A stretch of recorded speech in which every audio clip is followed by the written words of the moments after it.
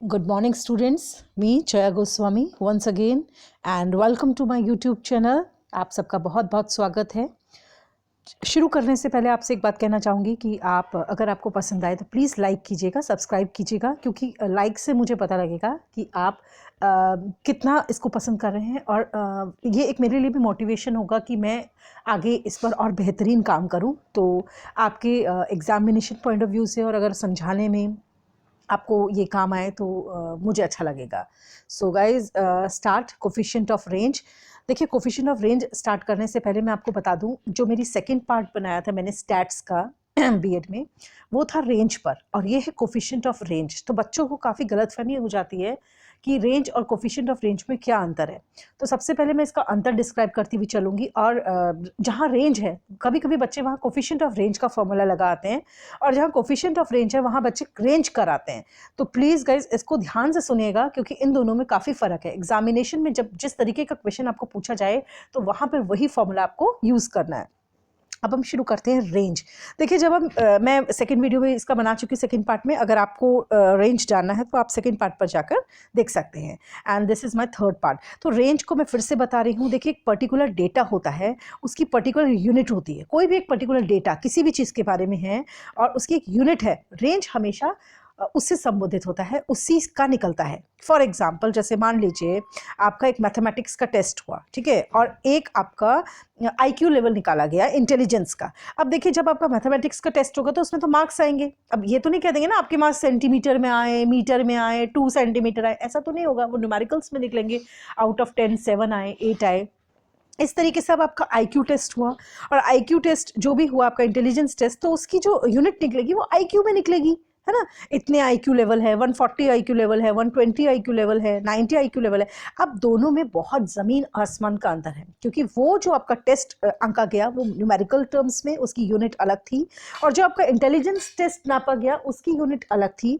तो आप जब दोनों यूनिट्स को, जब ऐसी चीज़ों को कंपेयर करेंगे, ठीक है, तो आपका कंपैरिजन जो होगा वो इम्पॉसिबल हो जाएगा। क्यों इम्पॉसिबल हो जाएगा? क्योंकि यूनिट्स एक जैसी नहीं है। रेंज वहाँ निकाला जाता है, यहाँ जो यूनिट्स एक जैसी होती है। तो इसके लिए प्रॉपर रेंज निकालना थोड़ा मुश्किल हो जाता है। तो स्टैट्स में हम लोग क्या करते हैं, स्टैटिस्टिक में हम लोग क्या करते हैं, रेंज को निकालने के लिए सबसे पहले हम क्या करते हैं, यूनिटलेस कर देते हैं। कोई भी चीज़ जिसके बीच में हमने कंपैरिजन करना है, उनके हम पीछे से यूनिट्स को हटा देते हैं, और these are called coefficient of range. और इसको कहा जाता है, जब आप यूनिट्स को हटा देते हैं, यूनिटलेस कर देते हैं, और फिर उसका आप रेंज निकालते हैं, तो इसे कहा जाता है कोफिशिएंट ऑफ रेंज।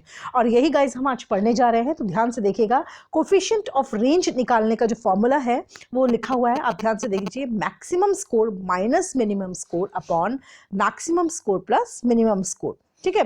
तो देखिए, माइनस ऊपर आएगा एंड प्लस, बच्चे इसमें भी गलती करते हैं, तो बड़े ध्यान से आप इसको समझिएगा कि माइनस हमेशा ऊपर आता है, ठीक है। अब फॉर एग्जांपल, एक टेस्ट में, एक बच्चों क्लास में कुछ बच्चों का टेस्ट हुआ है, ट्यूशन में ले लीजिए।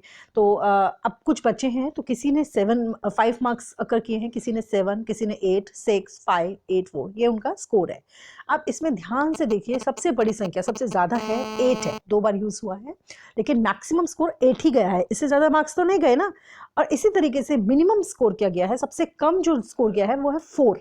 तो कोफिशिएंट ऑफ रेंज में आप ऊपर देखिए, मैक्सिमम में से मिनिमम हटाना था, और मैक्सिमम 8 है और मिनिमम 4। तो 8 में से एक बार 4 को ऊपर माइनस करेंगे, और अपॉन फिर उसी मैक्सिमम स्कोर में से मिनिमम स्कोर प्लस कर देना है। तो वही 8 मैक्सिमम है एंड 4 मिनिमम है, उसी को प्लस कर देंगे। और जब आप वैल्यू निकालेंगे तो 4/12 आएगा, और इसको डिवाइड करके 1/3, और अगर पॉइंट में लाना चाहे कोफिशिएंट ऑफ रेंज तो 0.333। तो गाइस, इस तरीके से आप कोफिशिएंट ऑफ रेंज निकाल सकते हैं। तो एग्जाम में ज़रूर ये बात का ध्यान रखिए कि आपको रेंज पूछा जा रहा है या कोफिशिएंट ऑफ रेंज। अब मैं इस पर एक बात और ऐड करना चाहती हूँ। मान लीजिए आपको 2 वैल्यूज़ इसी तरीके से दे दी, एक टेबल तो जो आप सामने देख रहे हैं स्क्रीन पर, अगर इसी तरीके से आपको दूसरी टेबल भी दे दी जाए और इसी तरीके से आपको रेंज निकालने को बोला जाए कि 4, 5, 7, 6, 4, 3, 6, कुछ ऐसे स्कोर्स हैं, और इसका मैक्सिमम स्कोर मान लीजिए 7 होता है और मिनिमम स्कोर 2 होता है, लिख लीजिए एक जगह पर, और मिनिमम स्कोर 3 होता है और मैक्सिमम स्कोर 7 होता है। तो देखिए गाइस, जब आप मैक्सिमम में से मिनिमम लेस करेंगे, 7 में से 3 लेस करेंगे, तो आपका क्या आएगा, 4।